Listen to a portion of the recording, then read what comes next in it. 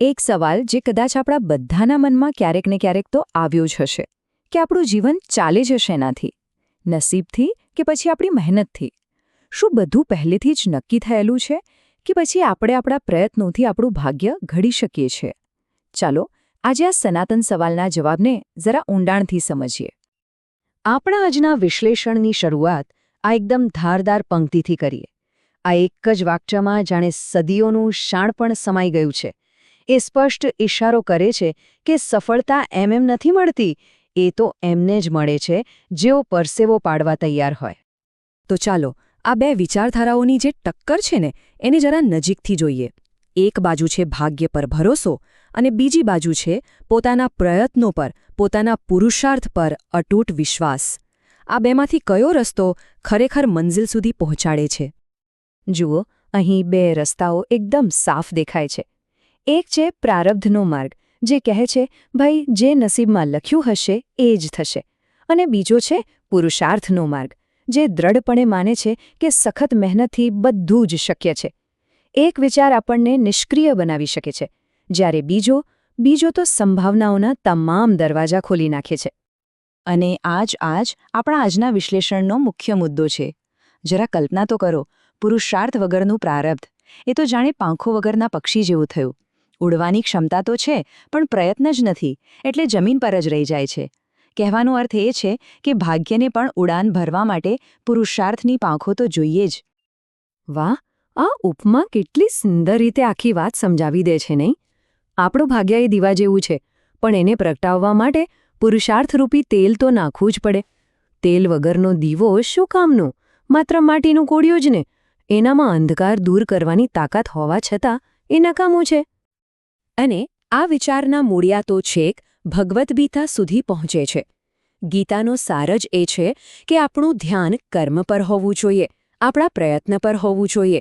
ફળ શું મળશે એની ચિંતામાં પડવાની જરૂર નથી, કારણ કે સાચો પ્રયત્ન કરનાર માટે ફળની વ્યવસ્થા તો કુદરત પોતે જ કરી લે છે. તો શું આનો અર્થ એવો થયો કે સફળતા માટે કોઈ શોર્ટકટ છે જ નહીં? શું માત્ર ને માત્ર મહેનત જ એકમાત્ર વિકલ્પ છે?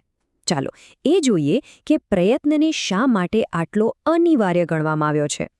સંસ્કૃતનો આ શ્લોક આખી વાતનું નિચોડ કહી દે છે. એનો અર્થ છે કે કાર્યો ઉદ્યમથી, એટલે કે પરિશ્રમથી જ સિદ્ધ થાય છે. ફક્ત મનમાં વિચારો કરવાથી કે ઈચ્છાઓ કરવાથી નહીં. સદીઓ પહેલાં કહેવાયેલી આ વાત આજે પણ એટલી જ સાચી છે. અને આ શ્લોકને સમજવા માટે આનાથી વધુ સારું ઉદાહરણ બીજું કયું હોઈ શકે? જંગલનો રાજા સિંહ કેટલો શક્તિશાળી, પણ એને પણ જો શિકાર કરવો હોય તો ગુફામાં સૂતા રહેવાથી કામ ન ચાલે. એને ઊભા થઈને, દોડીને, મહેનત કરીને શિકાર કરવો પડે છે. શિકાર જાતે એના મોંમાં નથી આવી જતો. તો પછી આપણે તો માણસ છીએ. પણ શું આ બધી વાતો ખાલી કહેવા પૂરતી જ છે? ના, બિલકુલ નહીં. આપણો ઇતિહાસ એવા અસંખ્ય જીવંત પુરાવાઓથી ભરેલો પડ્યો છે, જ્યાં માણસે પોતાના પુરુષાર્થથી અશક્ય લાગતી પરિસ્થિતિઓને પણ માત આપી છે. અબ્રાહમ લિંકનને જુઓ, એકદમ સાધારણ પરિવારમાંથી આવીને દુનિયાના સૌથી શક્તિશાળી દેશના રાષ્ટ્રપતિ બન્યા. થોમસ એડિસનને યાદ કરો, હજારો વખત નિષ્ફળ ગયા પણ હાર ન માની અને આખી દુનિયાને બલ્બનો પ્રકાશ આપ્યો. અને આપણા પોતાના ગાંધીજી, જેમણે માત્ર સતત અને અથાગ પુરુષાર્થના બળ પર દેશને આઝાદી અપાવી. આ બધાના જીવનમાં સંજોગો તો વિપરીત જ હતા, પણ એમનો પુરુષાર્થ અડગ હતો.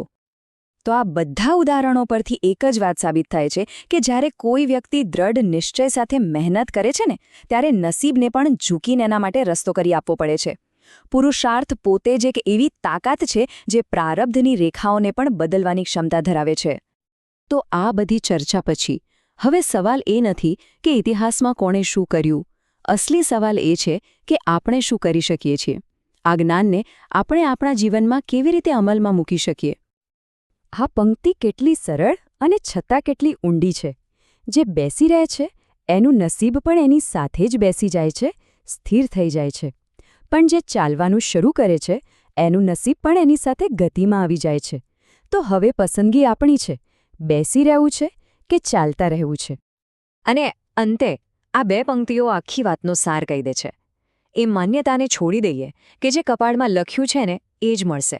સાચી અને મોટી કિસ્મત તો એની જ છે જે પરસેવો પાડીને પોતાનું નસીબ જાતે કમાય છે અને એને શણગારે છે.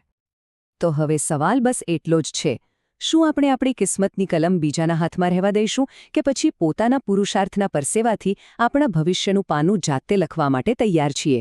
આ વિચાર સાથે જ આજની વાત અહીં પૂરી કરીએ.